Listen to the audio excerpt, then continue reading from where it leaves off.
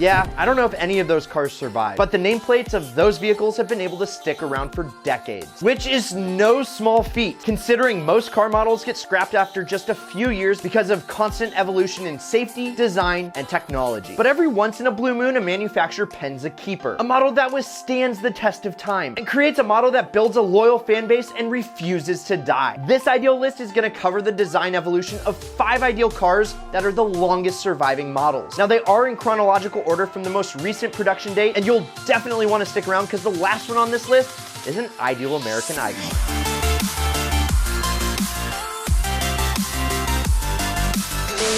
The Ford Mustang was named after a similarly iconic World War II fighter plane called the P-51 Mustang. Introduced on April 17th, 1964 at the New York World's Fair and affectionately dubbed the 64.5 by Mustang fans, the Mustang was an instant hit. In fact, it was Ford's most successful launch since the Model A and effectively created the pony car class for American muscle cars. Essentially, they were affordable sporty coupes with long hoods and short deck lids. And a couple years after the Mustang's launch, other manufacturers decided to enter the hot pony car market, including the AMC Javelin, Chevy Camaro, and Dodge Challenger. And what's so impressive is the Mustang's been around for 6 generations, including the 1965 Shelby GT350, where Shelby American tweaked the fastback and made it into a dominant race car. The 1978 King Cobra, which was the most collectible of the often forgettable Mustang II. The 1993 SVT Cobra R, which was only offered to licensed racers and was the king of Fox bodies. The Terminator Cobra, which was the first factory supercharged Mustang. And the supercharger whine may be the best thing you've heard all day.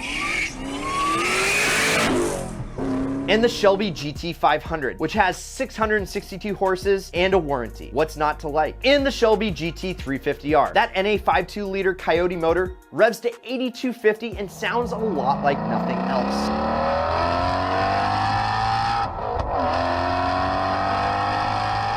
The Ford Mustang over the decades has become an icon in American pop culture and is a sign of youthful rebelliousness. Plus, it's got a lot of publicity lately. Just like oil and water, Mustangs and crowds don't mix. With all things considered, I've owned a couple of classic Mustangs, and whether you like the classics or more contemporary versions, there's nothing quite like rolling up in one. There's a Mustang for everyone, and it's probably the most approachable car on earth. From my own personal ownership experience, everyone seems to have a Mustang story that they want to share, which is pretty cool if you like the attention. Just a year before the Mustang, the Germans launched a car that is always ready to deliver a performance of a lifetime. Another ideal car, the Porsche 911, arrived in 1963. Replacing the 356, the first 911 was a design evolution of the car it was replacing. Ferdinand Porsche, the grandson of the company founder and the designer of the Beetle, was the artist that penned this masterpiece. And little did Porsche know that it was producing a car that all other sports cars would compare themselves against for decades. I mean, a sports car with torsion bar suspension, a flat 6-boxer motor, and an engine hanging out the back didn't fit the mold of what a sports car was back then, and it still doesn't. Yet the original design was so right in so many ways that the changes through the 8 generations aren't radical, they're incremental. And with each generation, you thought that all room for improvement had been exhausted, and then they did the impossible. Some of my favorites from each generation are the original 911 with the ideal 1967 911R, which had 50 more horses than the 911S. With the G series, the 1973 911 Carrera RS, just a pinnacle of classic 911s. Oh, support the channel and go snag an ideal shirt. With the 964 generation, you had the 1992 Carrera RS, which was a stripped down 911 aimed at the ultimate enthusiast. Then the 993 with the 1995 GT2, a crazy rear wheel drive twin turbo monster. The 996 had the 2004 GT3 RS, which you gotta get over the headlights and is one of the best driving 911s of all time. The 997 with the ideal 911. Sorry, I had to plug my ideal car here. But for real, the 2008 GT2, which was the first 911 ever to cross the 200-mile-per-hour barrier. And the 991, which had the 911R, sporting the NA GT3 RS engine mated to the perfect 6-speed manual transmission. And the 992, where the greatness will continue. Over the years, you can see that the 911 has continued to evolve, but it always keeps an eye on its heritage. And if you haven't driven one yet, don't. Because if you do, you'll end up buying one, somehow finagle a ski box on top to fit all your belongings in it, and take an extended vacation to drive it around the USA. Ask me how I know. Porsche. There is no substitute. Oh, and next on the list is the honorable mention.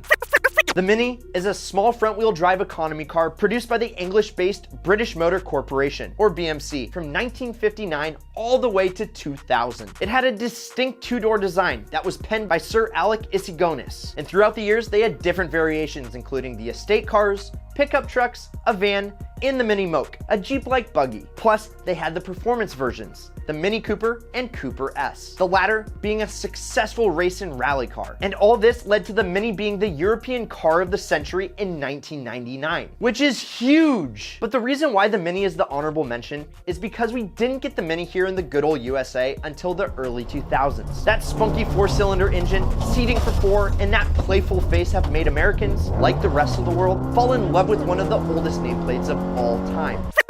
The Mercedes SL, or Sport Light, or Sport Lightweight, is an automotive icon. Now, the SL isn't necessarily light, but car importer Max Hoffman thought that putting SL on the Mercedes would help sell the car in a booming post-war American market.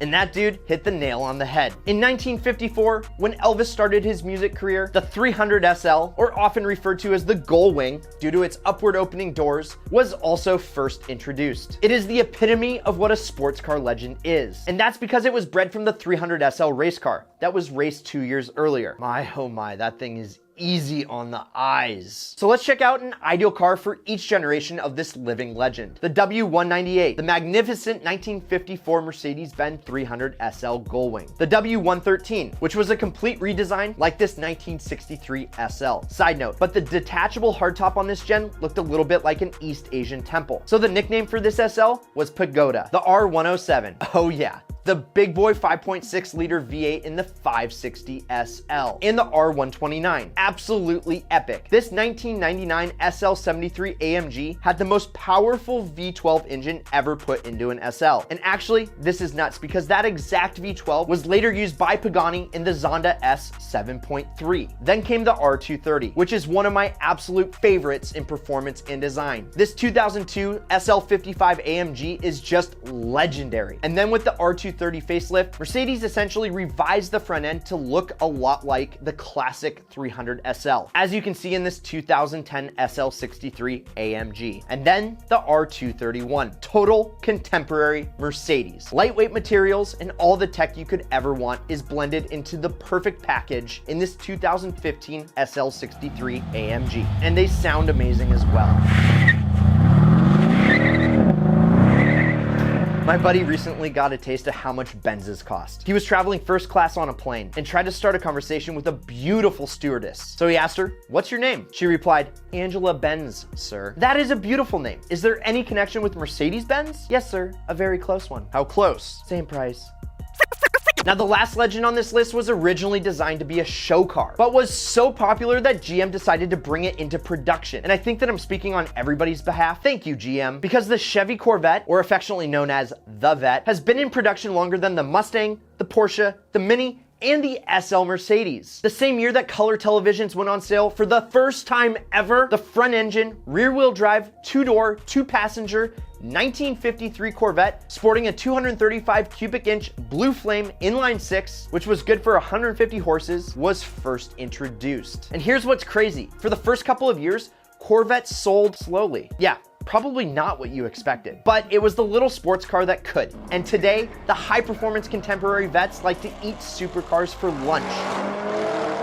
So let's run through all 8 generations of this ideal sports car. With the first gen, you have the 1955 Corvette. Chevy added the brand new 4.3 liter small block V8 that competed with the new Ford Thunderbird. And that motor turned the Corvette into a true driver's car. With the second gen, you got the 1967 Corvette Stingray L88. The last year of the C2s, the L88 power plant was essentially a racing motor for the street. For the C3, the 1969 Corvette ZL1, the fastest production car in 1969, and one of the most exotic exotic Corvettes ever made. For the C4, you got the 1984 Z51 Vette, but my dad had one of the first C4s on the West Coast. I remember feeling like a rock star every time I rode in that car. And the ideal C4 would definitely be the 1990 ZR1, which happened to set a number of endurance world records. For the C5, you got the 2002 Z06. This car turned the Corvette into a modern, track-oriented monster, and it is definitely an ideal car. So check out how you can drive one for free using the ideal car strategies. And for the C6,